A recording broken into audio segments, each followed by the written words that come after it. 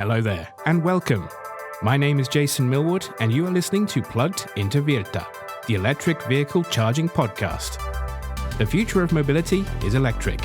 In this podcast, we'll discuss about the newest and hottest topics in the world of e-mobility, smart EV charging, energy management, and the business around it. We'll go under the surface and discuss openly about the challenges, opportunities, solutions, and trends. We'll give you honest, fact-based information and tell you what it means in practice in plain English. So, if you want to hear insights from top experts, learn more about the world of EV charging and the future outlook, or just want to listen to some inspiring stories from around the world of EV charging, this podcast is for you. Today's episode is about the global electric vehicle market outlook, which is a lot of growth. I'm joined today by Jussi Palola, the CEO of Europe's fastest growing EV charging company, Virta. Thank you for joining us. Thanks.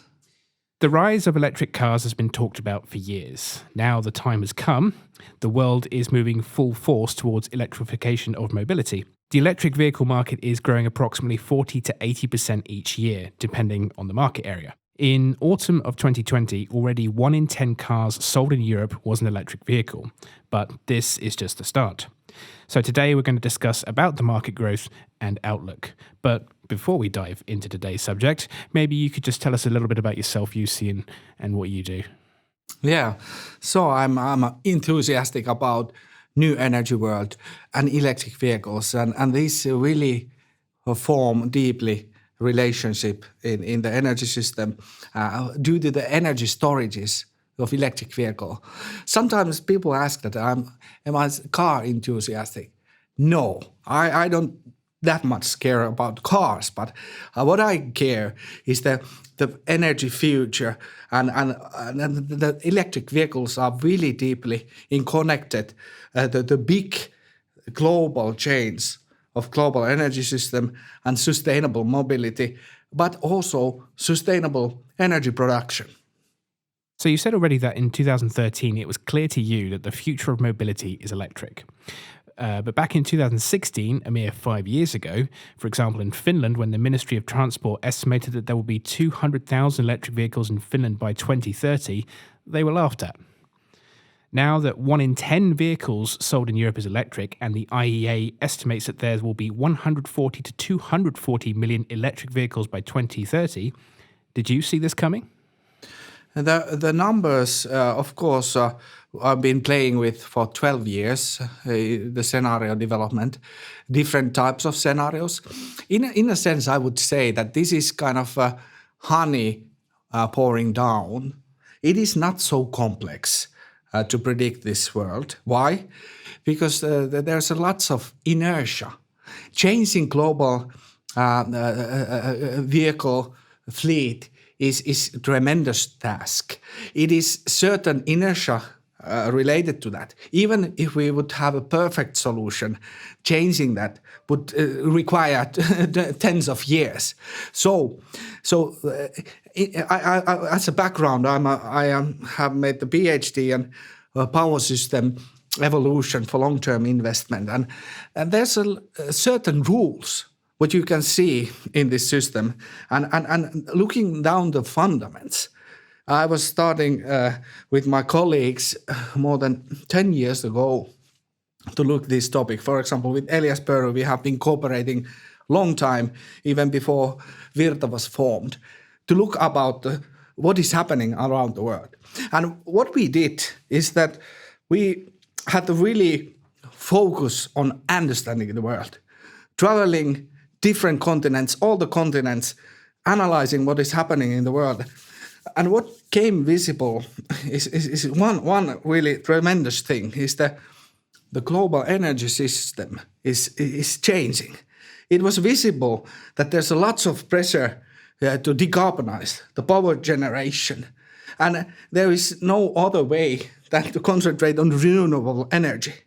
And in order to bring renewable energy, you need the storages to back that up, that system, to support the volatility of the energy production. And at the first time, actually, is what 2011. I was analyzing the battery storage prices in general, I was actually making this kind of inquiries to big companies that how much cost to order stationary storage to, let's say, big one storage. And then I got the offers, and there was, for example, one company stating that 2,500 euros per kilowatt hour they can deliver. Then I started to look and analyze the situation and comparing the world. And back then it was visible Nissan Leaf is coming, and they had a 24 kilowatt hour battery pack. And when I divided the car price and the battery pack, it was resulted 1,800 euros per kilowatt hour. So ordering just the battery pack was more expensive than to have a car. And what is the difference between these stationary storages? They are connected to medium-sized network, which is, of course, interesting point, but usually the balancing power is required at the low voltage level. And the electric vehicle is much better located for this kind of reserve power capabilities. And then it struck me when I just analyzed this really simple thing, price. On top of the energy storage, you can get a car, which is more efficient, which is more environmental friendly, and you can create additional benefit. And so the equation began to be quite clear to me. Then I knew that this change is going to happen. Then analyzing the shift, what kind of inertia there is, how much cars are sold every year, how many years it takes our automotive company to develop a new model. They are quite simple rules. And therefore, prediction, it is, let's say, somewhat reasonable to do. Of course, generally, the long-term evolution, we tend to have this kind of lower estimates than the reality. And the short-term estimates, we have a tendency of having higher estimates. I think this is as well happening. Okay, all right.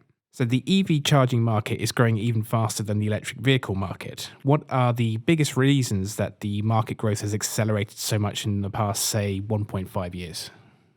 If I would mention one word, it's Tesla. And then the other word would be Nissan. Those companies have taken the step of electrification much earlier than the others. Of course, in the 90s, Toyota was really driving the hybrid car and changes forward. But after that, it was actually Tesla who brought attention the battery electric vehicles that are cool, that are fast, that are nicer than any other car. And when we look, let's say 3 years back, 4 years back, we started to see statistic that Tesla started to have a proportion, out of proportion market share in the premium segment.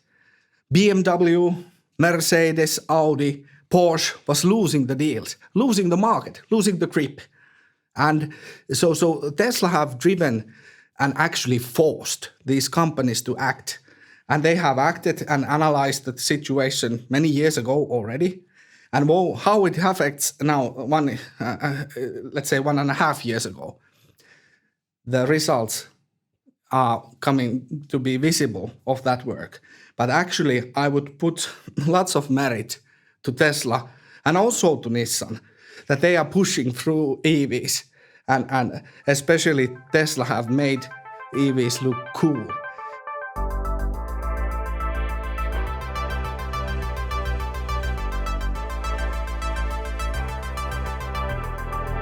But there are big differences between countries and continents. So, for example, Norway has already achieved the critical mass adoption state, but India is a completely different story. So what needs to be done to get everyone on board with this? I think this is following the general rule of adoption of the new technologies. Usually, the equation goes GDP per capita. And this is really clearly visible in the electrification. Norway, Switzerland, let's say these kind of countries, Netherlands, which have, let's say, afford to take first steps in the topic. This is due to the principles of financial situation of the country, because the subsidies are driving the market and has been driving in the early years. Of course, in the longer term, I actually saw quite many years ago a study from UK Ministry of Transportation that between 2015 to 2025, there's a period where the countries can choose which kind of engine is best for the consumer in monetary wise. Why is the taxation. Taxation can adjust the equation when the EV is more affordable or more expensive.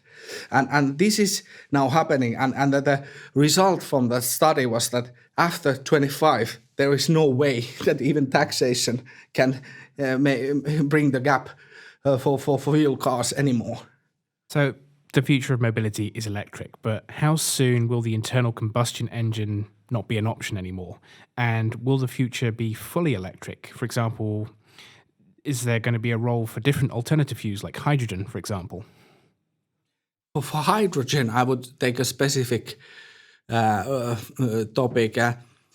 I've been cooperating lots with energy professionals and oil industry professionals, and one really interesting example is that usually the unit which has been responsible for R&D in the oil company, they are also dealing with us, the electrification, and I have many times met PhD in this hydrogen technologies in the oil companies, and based on their assumption, they say that this is not the near future thing. There is, let's say, the economic cost is too far away. Even they would like to say that yes, this is a future, but I would little bit, let's say, have this kind of stronger point that this is a daydream of some oil companies that hydrogen would come, because it is exactly the same like the oil. It is fueled in the same kind of places, and so that is the reason maybe somebody's more interested of this topic, but I don't see this is a near-term future. One of the reason is that the fuel cell is not efficient, even though it's more efficient than internal combustion engine. But let's say that it's 20% plus the efficiency of the gasoline engine. But the fuel cell is 30 plus, and battery electric vehicle is 70 plus. So even though there would be more, let's say, better prices for hydrogen technology, and they could have a replacement for platina. Of course, there is replacement, but not efficient replacement. Then the reality is such that this is still inefficient engine. So I don't see this is a short-term view. And like I said, inefficiency is the fundamental physical reason. I don't believe that going to be the solution. Okay.